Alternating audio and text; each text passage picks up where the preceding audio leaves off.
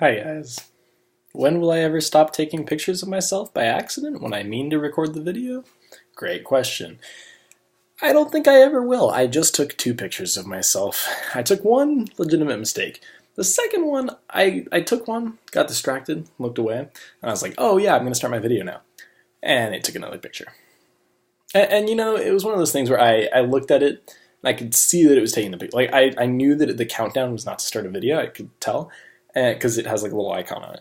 And I was like, the just kind of feeling of defeat. I had lost, and I knew this. I had lost to an inanimate object that may soon become animated. But ignoring that little weird comment, today has been a very fun day. It's been raining like crazy, and you know, one of my favorite jokes about Californian drivers, and it's an old joke, and I definitely stole it from a site like crack.com or something, like years ago, but it's a really funny joke, I think. So I'm going to share it, and now that I've hyped it up, it will be absolutely garbage to everyone who listens. So, you know, you'll be along with all the rest of my friends and thinking about my humor. But it's this joke that goes, you know, California drivers, they're pretty bad in general, and if there's any California drivers that decide to comment, you know, maybe they'll defend themselves, but I think we're pretty, like, you know, we tend to recognize that we suck at driving.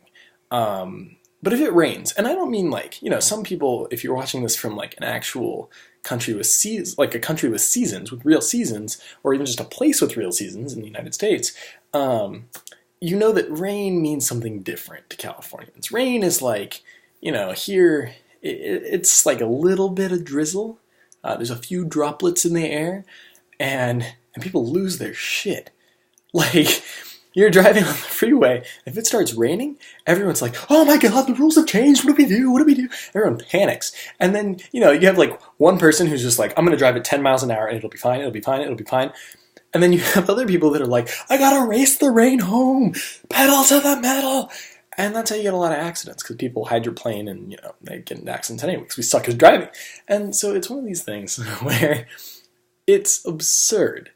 And the reality of that is not that everyone just goes nuts and there's mayhem. It's really that there's just an enormous amount of traffic, and it's really frustrating. But the other thing is, if the state, like, spontaneously combusts into huge flames, or the ground moves, everyone's like, oh yeah, well, you know, that happens sometimes. they move on.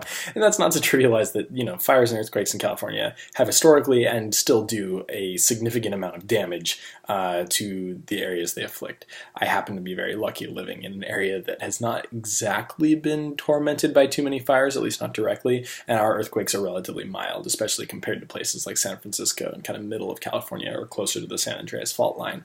But the joke still stands that we are less concerned in a very humorously kind of ignorant and grossly overgeneral way with the fire, the literal ground on fire, and it shaking than we are with like water falling from the sky. And if it snowed in Southern California, God help us all, because everyone's heads would explode.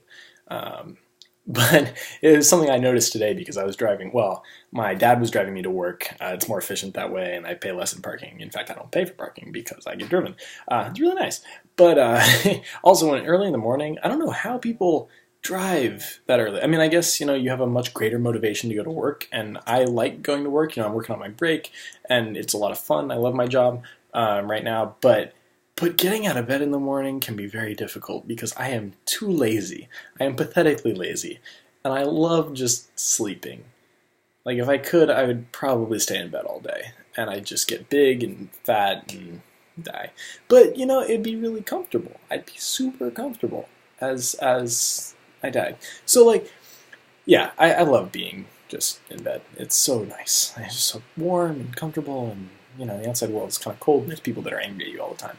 So I was being driven to work, and I noticed that there was just an absurd amount of traffic. Now, some of our freeways are a little constrictive towards the ends, and it's a little weird, and it's like, really? But they didn't plan for this many people, or whatever the reasoning is, and it might not actually be that reason. That just sounds like a reasonable reason. And so it's one of those instances where you look around and you're like, God, like, why is there so much traffic? There must just be so many people on the road. That's not the case. Once you get past a certain point, usually there's an accident, right? You can kind of see like an accident. Today we passed an accident where the driver's car had been spun around, so it was facing the wrong direction, but it was off to the side. It was way over in like the lane all the way to the right. And people were stopping and slowing down. And, I had a teacher who made a comment on this in high school, my senior year, and he talked about how, well, if you're not going to help, why slow down? Right? Like, if you are not going to contribute positively to this issue, then you really shouldn't slow down. Like, you're literally going to just slow down to satisfy some weird curiosity about seeing someone else's injury. And I think there is a counterpoint to that in that some people, especially those closer to that, may have realized that there's a car facing the wrong direction and slowed down reflexively to kind of investigate. And I think that that's a very reasonable response. But the people all the way over on the left had no reason to do that. And that was kind of irritating because we were over on the left. We were actively avoiding the slowing down traffic. So it was a little weird. And I'm always kind of irritated at people that I see slowing down to observe accidents when they have no intention of helping. And it's not like a high and mighty, like, I would, of course, help. That's absurd. I don't think that I would be able to contribute positively, and I think selfish enough that I wouldn't stop, given that there are police officers and firemen and EMTs standing there helping much more than I really could. And, there's a lot of nuance to that. I think there are special circumstances in which that's not true, and it goes on for a while. But, to be very hand-wavy about it, I am frustrated by how much inefficiency, how much traffic is caused by people just kind of, oh, look at that, and just slowing down and staring, because they're not contributing. They are contributing to the problem, yes, but not contributing to helping the person that is, in pain or trouble. And I think that's very irritating. I'm not a huge fan of that. Ignoring that, or not ignoring that, but kind of moving on. Today's been very fun. It was very relaxing. I got to eat with my family for a little bit for dinner. My sister had a really good water polo game. Well, I thought it was pretty good. She said it was terrible, but, they won. It was cool. And it's just been a very pleasant day. And again, I will bring up that I love the smell of after rain, the petrichor. That's a fun word too. And it's just so pleasant. It's so serene, I think. And it's weird for me to describe a smell as serene. I guess the experience associated with the smell is serenity, or is serene, and maybe serenity in and of itself, if you wanted to be a little bit poetic. And so I enjoy that very much. And I think that I don't spend enough time to just sit there and kind of not savor the smell. It sounds really weird. That was the first word that came to mind. But just kind of experience it and enjoy the experience as an experience, just kind of for its own sake. So those are kind of my ending thoughts for an interesting day. One of my greatest friends, one of my closest friends, he likes this sort of weather. He prefers the gray. And I say it like that because I really don't. I love sun, just lots and lots of sun and heat, and it's a problem because I'm white and I burn really easily. It's just I go out in the sun, I'm oh yeah, you're burned, and I'll wear sunscreen, doesn't matter, just burned no matter what. But I love that, not the burning. That's good timing. I love the warmth and the kind of energy in a way.